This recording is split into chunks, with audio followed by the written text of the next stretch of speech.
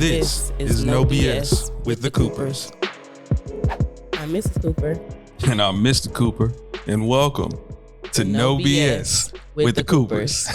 And we're back. We're back. Yes. How are you? Beautiful. I'm great. How are you? Oh, you sound great. That was so... I'm great. How are you?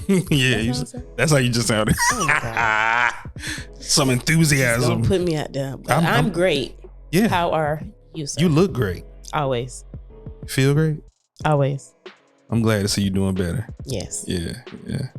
That's just how we get down, y'all. Y'all should know by now.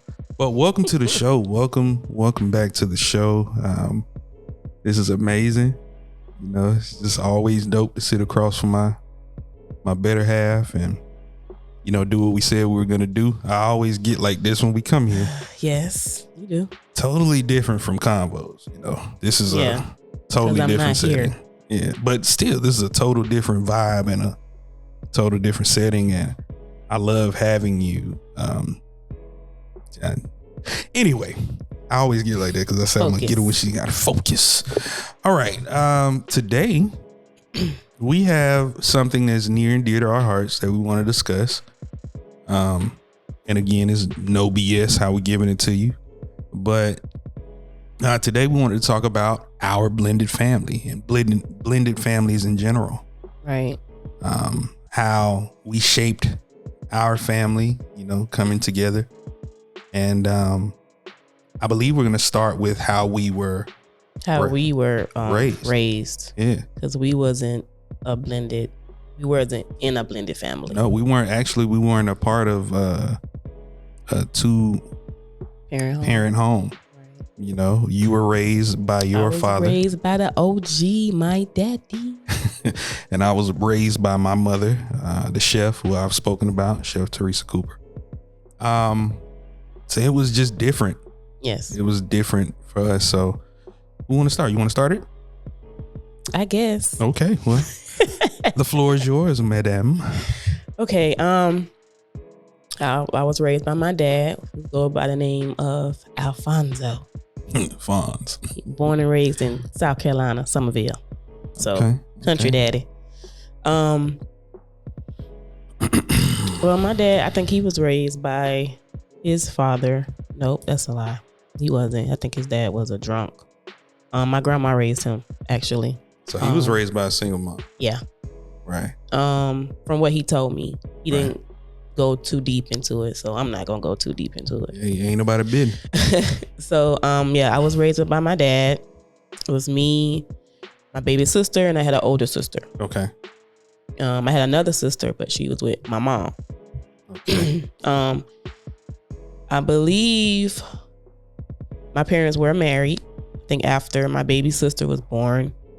My mom, she was in our lives, but then drugs came to play and, you know, had her go through her situation as far as, you know, being out there on drugs, not being around with us. So that kept me and my sister going from home to auntie, basically. Because we was with one auntie here.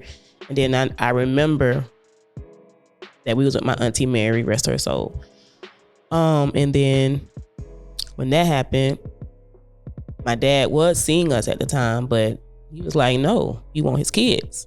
And so he did what a father should do. He went to the courts, did everything he needed to do to get us. It was a struggle. From the last conversation that me and him had, he gave me a little insight on what he went through. And I was like, dang, that's crazy. What he went through to get his daughters. Yeah. Basically. The system is ridiculous. And what the system put him through in order to get his daughters. I told him on our wedding day, you know, he did a phenomenal job. He did. Raising you. He did. You know, raising you three. He did a phenomenal job. And my hat's off to you, Pops number 2. Yeah, he did that. He really did. Yeah. Just based off of, you know, kids grow up and little girls, we make some choices. Right. Especially me. I just had to be hard-headed. Right. I made some bad choices and he was disappointed, but nonetheless, he never gave up on any of y'all. Nonetheless, he is so proud of me. Correct. I'm talking about me right now. Correct. So, I thank God for my daddy. Because if he wasn't in my life and he didn't take the step to take us, to raise us, I don't know where I would have been. Now, I'm not down talking my mom, none of that. That's just my story. You know, that's just what it is. Yeah. So I'm just grateful that my dad did that.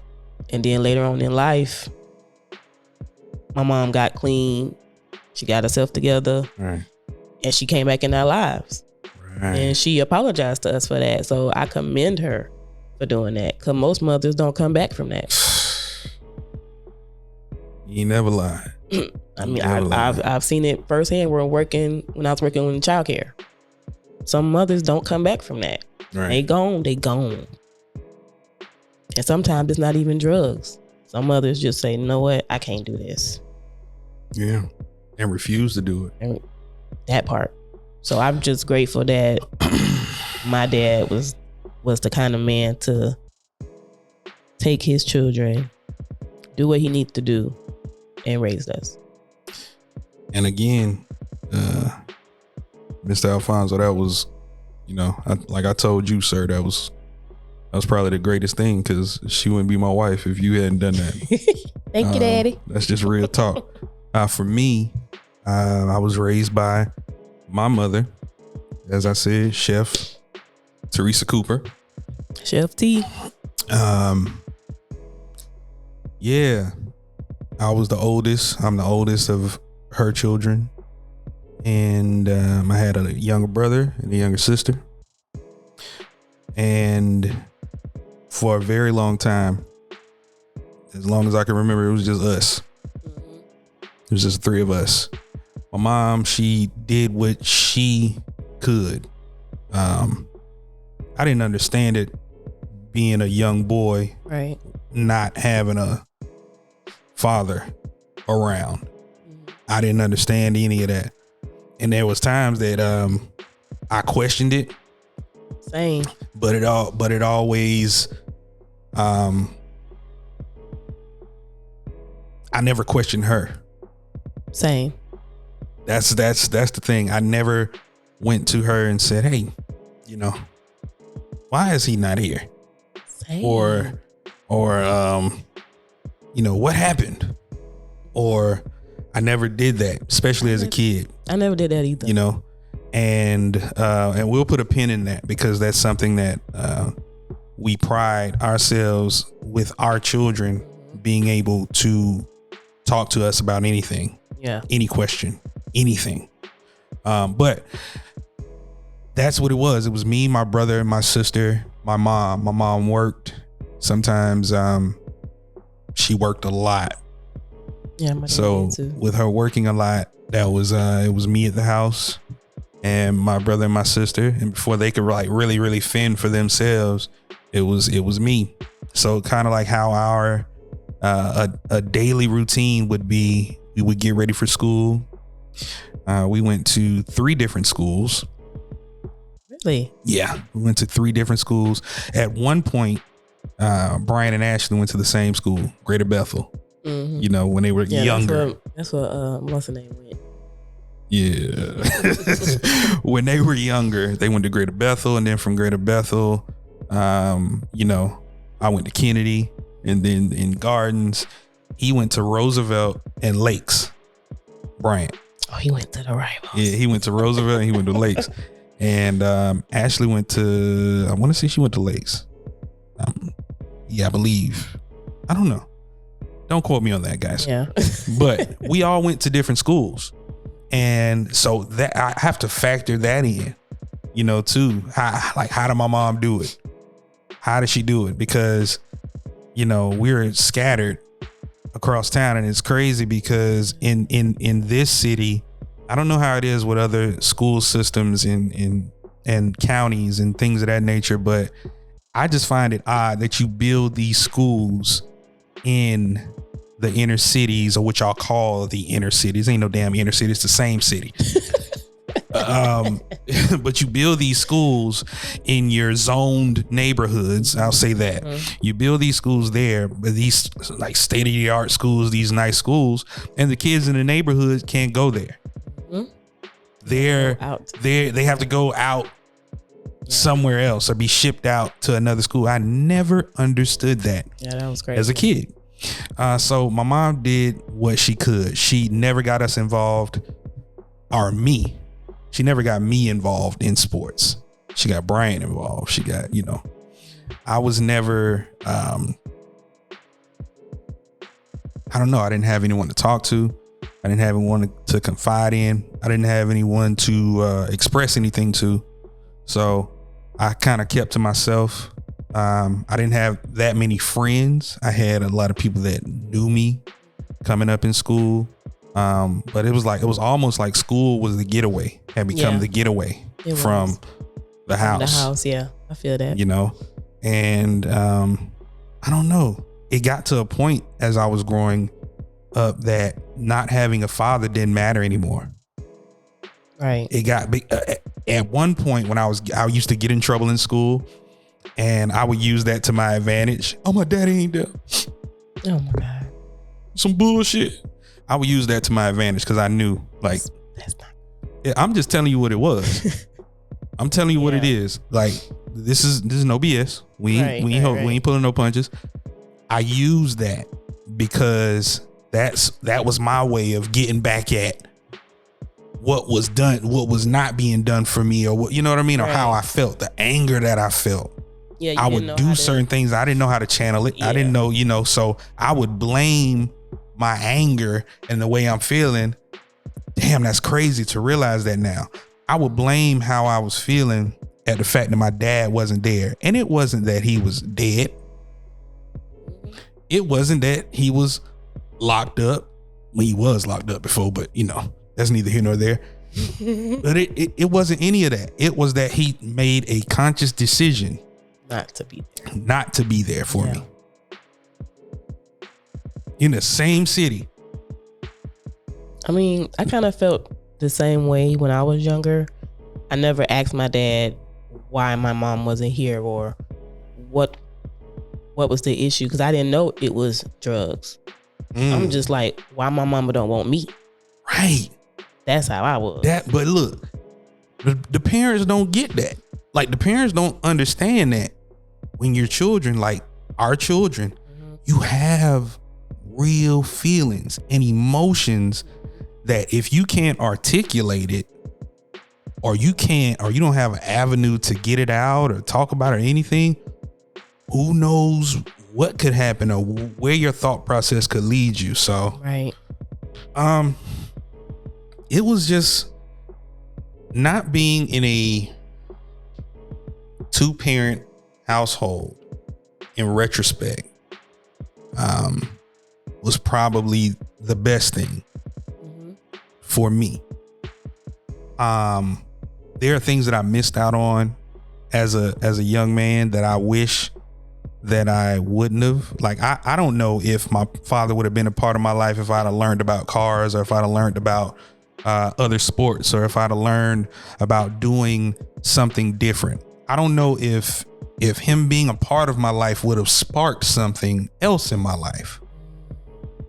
But I do know that all of the lack, from that, I chose to be the total opposite.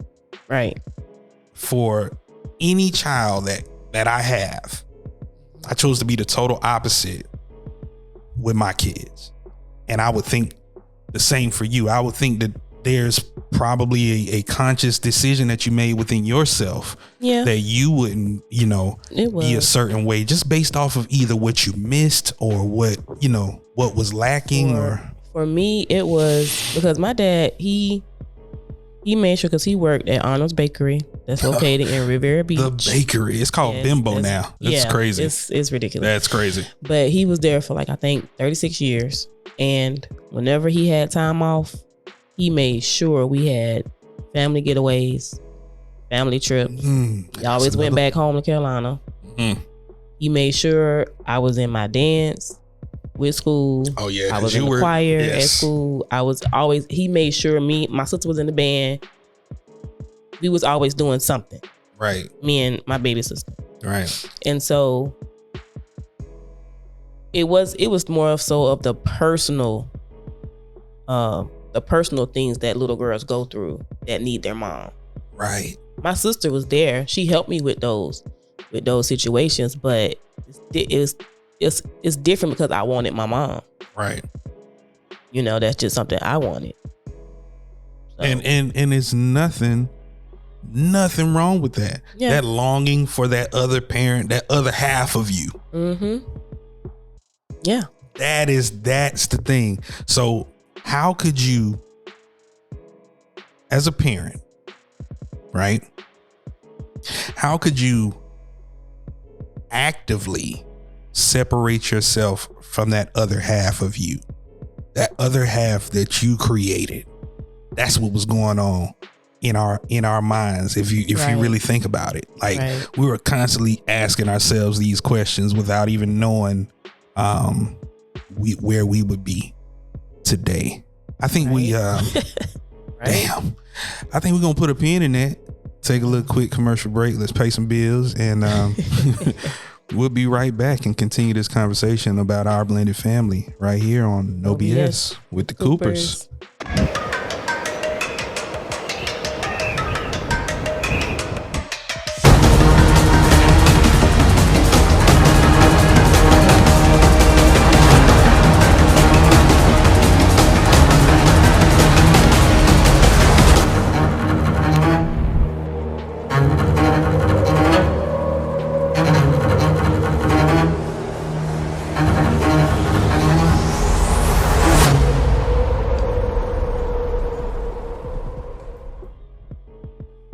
Welcome back to No BS with the Coopers.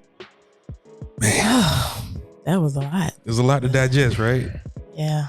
This is also, like therapy. I said, it's therapy. Yeah. It's a therapy session. And what better way for me to get this stuff off and talk to my wife? I mean, we talk about this all the time. Yeah, we do. But, we're just sharing it with y'all. God. It is what it is. It is what it is. But enough of that. Okay. Even though you was raised by your mom, I was raised by my dad, we came together and we're the complete opposite of how we grew up. Correct. Because our family is a blended family. Yeah. Blended. Blended. Wow. Out of us, who had kids first? You? It was probably me. Yeah, it was you. It was me. Yeah, it was you. I had my first child. I had my first son. He was conceived at 15. He was born when I was 16 years old. See, he was first because I was 17. So let me give a little context on that. Yeah. First of all, I had no business, and I do repeat, no business doing the horizontal polka. I threw that line out there because I saw it in the movie and I thought I'd try to get it out there so it can pop. And most of you out there know what the horizontal polka is, but if you don't know, it's fucking. That's right. I had no business fucking. You don't know, now you know. At that age. Yeah, none of us was. But if you really think about it, like we were talking about. Put a pin in that. Never mind. Oh, no. But like how we were talking about in our previous episodes, how things have changed, right? Yeah. But in actuality, no, we were hypersexualized as children through the shows, through the music, through the television, through everything. The dances we went to. All the dance, all of that. All of it. So I was trying to poke something before I knew what poking was.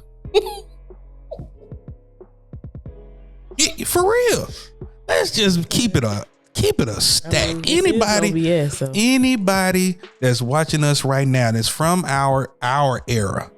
If you were born 80 baby. You were born in the 80s. coming on up. You know how school was. You know how junior high was. You know how high school was. And it's pre-high school. Okay? You know what it was. You know what the dances was like. You know what the get-togethers was like. You know what it was. We had no business doing any of that stuff, y'all. Let's keep it a stack. So if you are getting on your children about anything that they have done or trying to do, pump your brakes. Yeah. Look inside yourself, search inside yourself. Don't be so quick to jump down their throat. Think back to what you did, what you were involved in, because you was fucking involved in something. Think back to what you did and give yourself time to breathe so you can come back and be able to talk to your children about those certain things. Because the one thing you don't want to do is lose your children based on something that you know you did before. It's just I say we did certain things and we went through certain things just like so we could be those ones to guard our children from not having to go through those things, or be there so we can tell them how to navigate those through those different situations. Yes. So I was poking, like I said, and I had my first son. That was a wild ride. Me having to come home and tell my mom, that was crazy. It was crazy. I remember it like it was yesterday. I remember she was in the kitchen cooking. I remember saying, hell, now's the time. Cause she gonna find out. Regardless, yeah. So it better come from you. So she was in the kitchen. I remember standing in the at the edge of the kitchen, getting ready to tell her. And I just see her moving and doing the pots. And so the fear that was running through my head is she could be quick with one of them pots. Like one of them. And so that was my fear. I ain't gonna lie. So I got it out and I told her. And when I told her, she stopped cooking. She stopped. And then she looked at me and she's like, say that again? What? So I think I got a girl pregnant. And she say, oh, so you got some money? You ready to take you ready to take care of a child? Wait, you having sex? That just broke the whole wall down. Everything. Yep. All at once. So you're fucking and you got a baby coming. Oh, you fucking? She was so disappointed in me. And that disappointment, guess what that did? Guess what she had me do? She had me go and tell our pastors. Yeah. She had me go to the church to tell the pastors. Now, okay. I'm gonna stop right there. I'm gonna put a pin in that just to say this. Stop bringing these pastors, preachers, bishops, and whoever these people that in this business of church into y'all lives. They don't have no say so over how you run your life. Facts. And I see how that shaped a lot of stuff, and we'll touch on that. I'm not even gonna go there. We'll touch on that on a whole nother show. That's a whole nother show. She had me go there, and to be truthful, that was an embarrassing thing because those same pastors I told y'all I was in the church and things of that nature, and those same pastors had me go before the entire youth and everybody in church and tell them that I'm having a baby. And then after I told them, they made me feel like I was the most evil person in the world. I did the most corrupt thing in the world because that happened. So they were made to make me, they were like looking down upon me. And so that train started with my mama going to them and then them doing that. And then so the church sat me down from any activity because I had to say that. The church sat me down from any activity. And then lo and behold, I had Jay. And it was so wild to see my son born, to see the whole process. It was wild. Crazy. At 16, and he was a baby. Yeah, it was like a baby having a baby, and not understanding the world that I was coming in, not understanding what it takes to be a father. How am I going to be a father? And then in retrospect, and then in retrospect though, being put on child support at 16 as a child, that was a whole nother thing. So I was the first one to have Jay, and then later on in life, like I said, I got married, and each one of my children after has become from marriage. And it was Damari from my first marriage, Nyla from my second marriage, and the final boss, the one that actually matters, fuck it, my baby girls. No, my children matter. Don't get me wrong. I'm talking about the marriages. Yeah. The one that matters, my babies, Naomi and Briley. And that is my side of our blended family. Okay, so yeah, you was first. That was a whole story, right? Yes, it was. Cause baby, you started first. I had mine laid on down. Okay. Well, my first son was Trayvon. Big TV. Make sure y'all subscribe to Trayvon TV on YouTube. Thank you. And follow him on IG. Yeah. All right. Had Trayvon. I think I was 17 at the time. I think I was 16 when I got pregnant with him, but I had him when I was 17. Because he came early. Right. He was a preemie, 2 pounds, 5 ounces. Wow. But you look at him now, you can't even tell. Man, you can't tell. That's why you call him Big TV. Yeah. So when I told my dad that I was pregnant, yeah, he was disappointed because he wasn't expecting that from me, especially with everything I had going on. I was doing so good in school and things like that.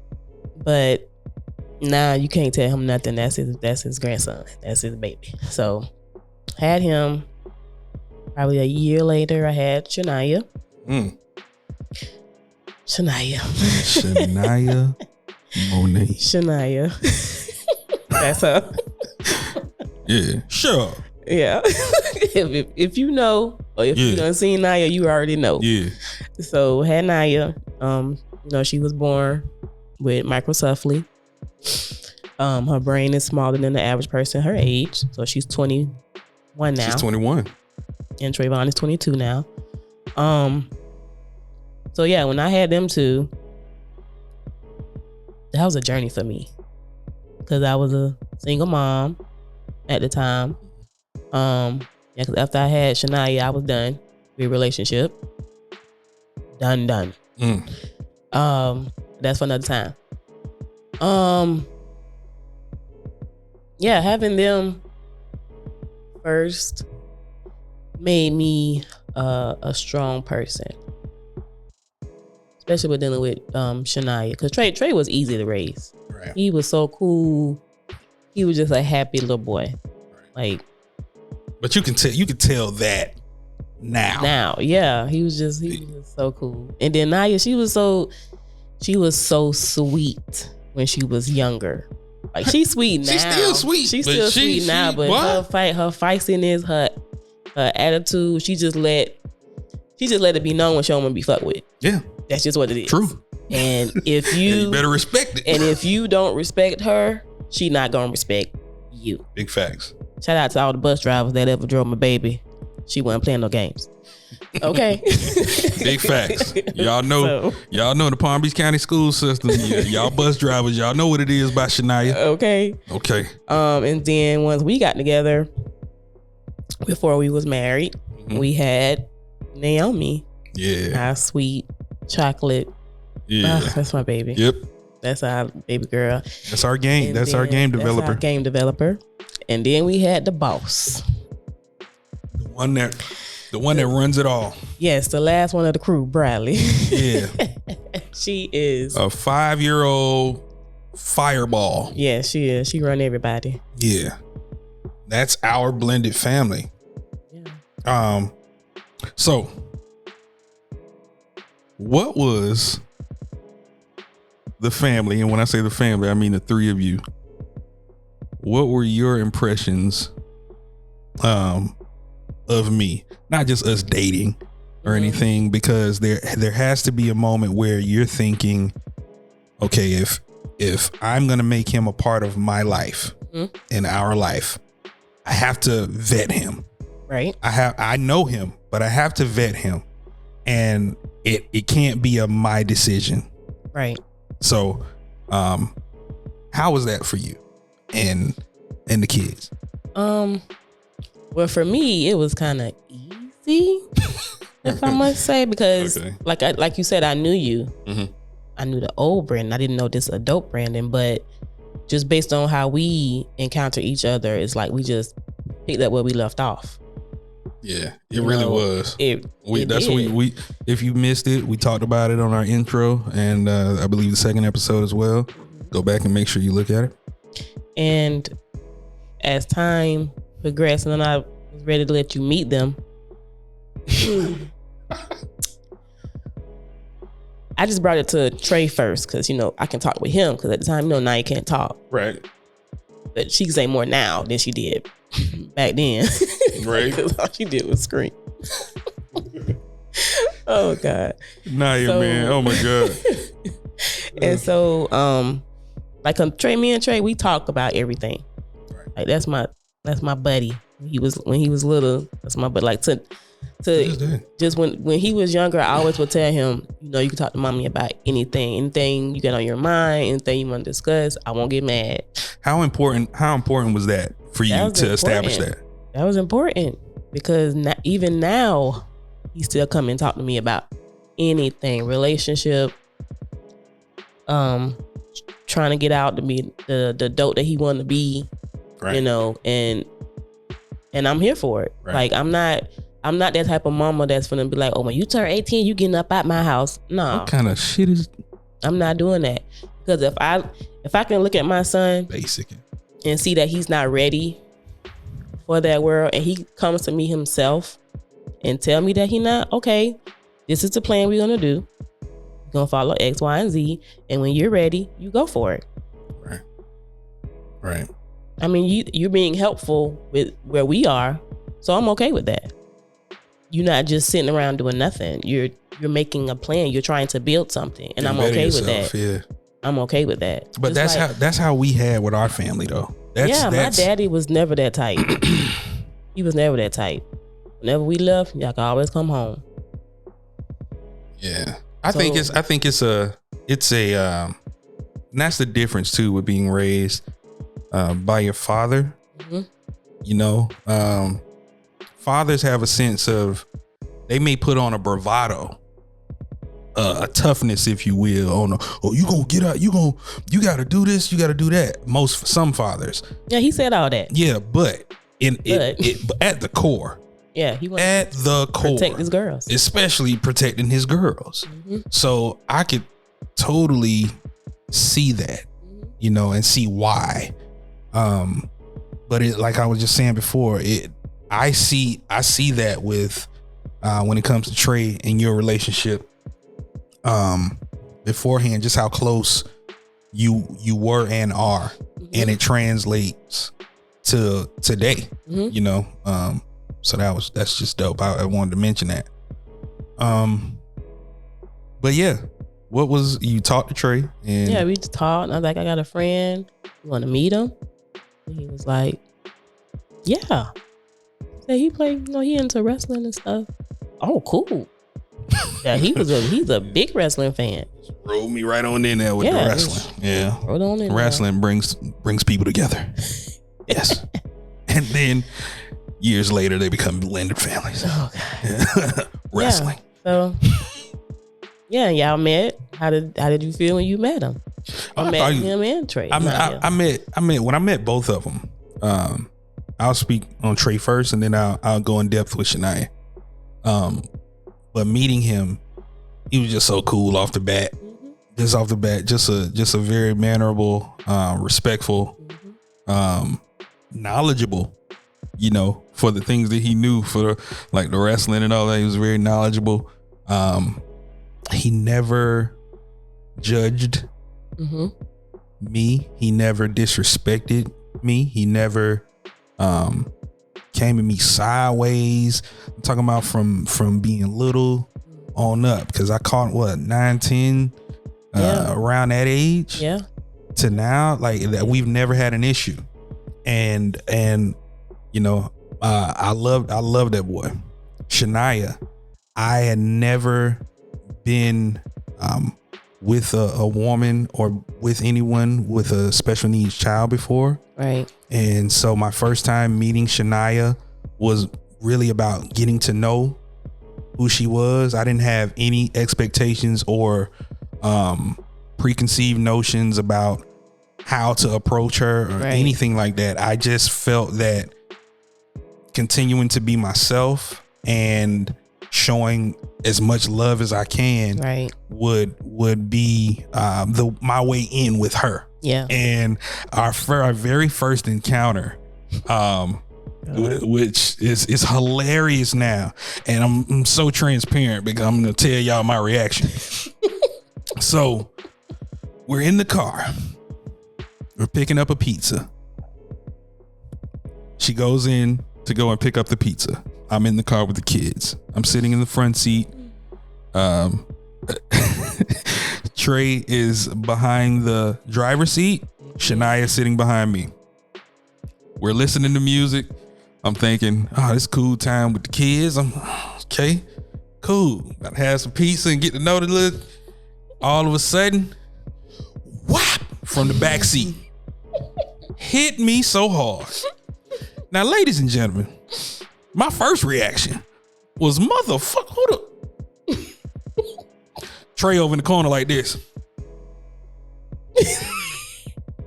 He already knew what it was. He knew what it was. He knew she was testing. It was at that moment. I didn't do anything. I was trying to register in my head. Wait a minute. Why did this little girl just hit me? She got in the car. I told her what happened. Trey busts out laughing. She giggling too. I'm over in the passenger side like, man, you better not put your hands on me no more.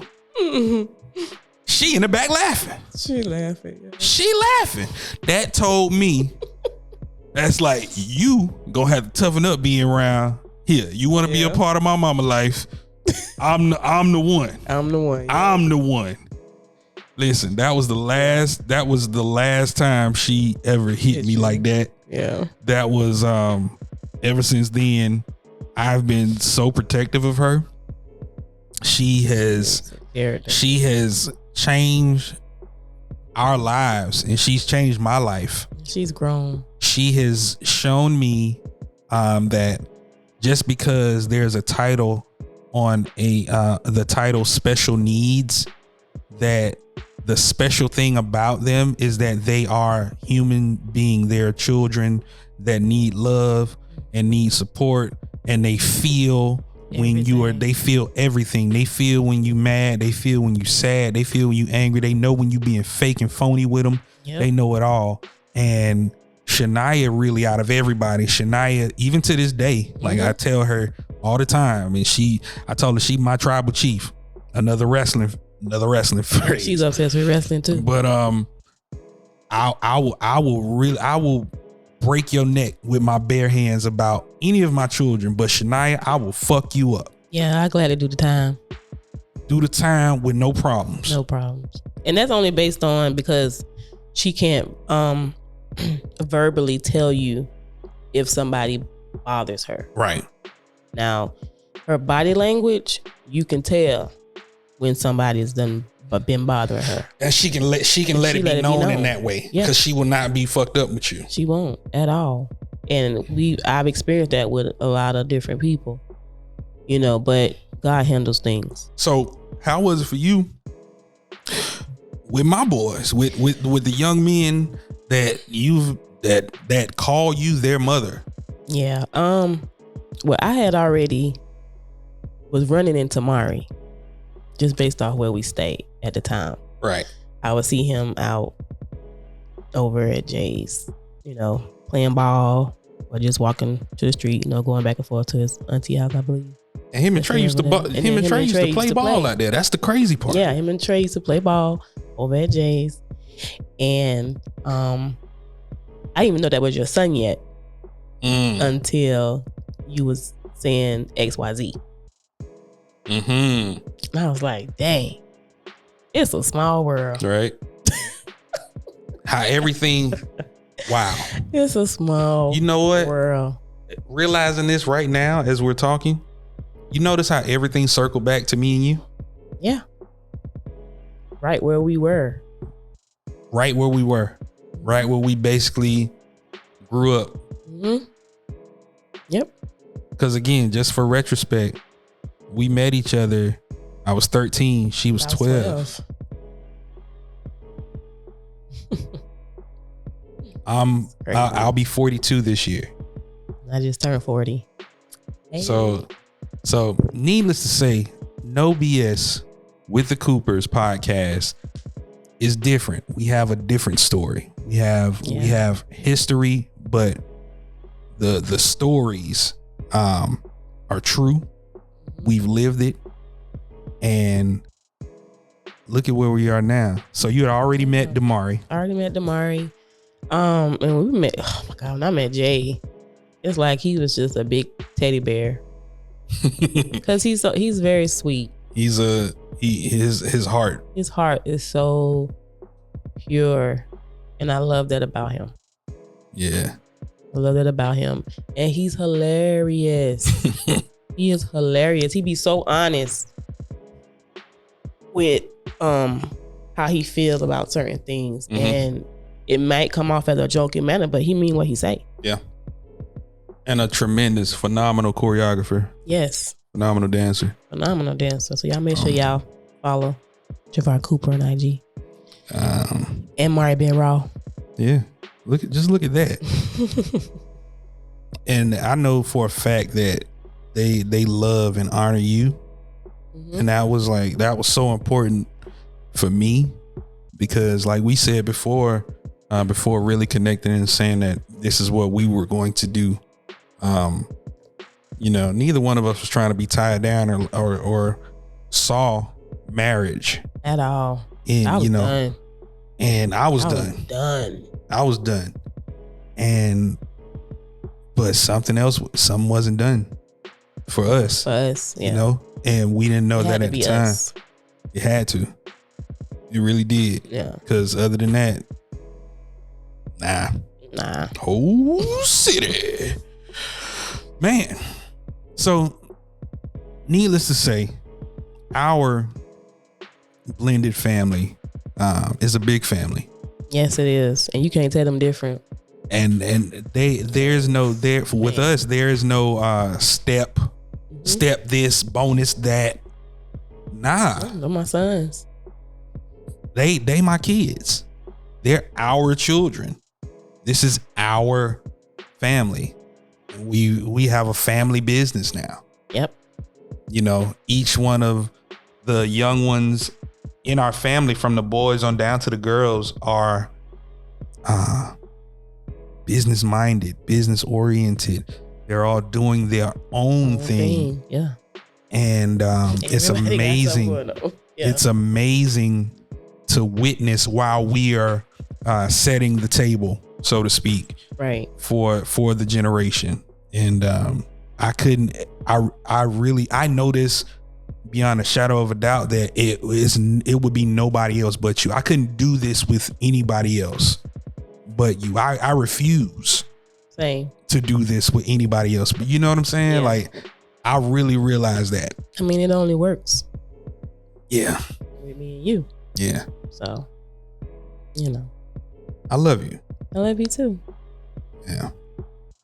Well, you can follow me on IG at I am the real Mr. Cooper. You can follow No BS, the Coopers podcast on IG as well. You can follow me on IG as Lock Queen V. You can follow me on TikTok, Lock Queen V, and you can follow Virtuous Crowns LLC on IG. That's right. Be sure to subscribe to the Signature Series Network at www.signatureseriesnetworktv.com. Also, make sure you subscribe to Mr. Cooper TV on YouTube. Yeah. Again, I am Mr. Cooper. I'm Mrs. Cooper. And this is No BS with the Coopers. We'll see you next time.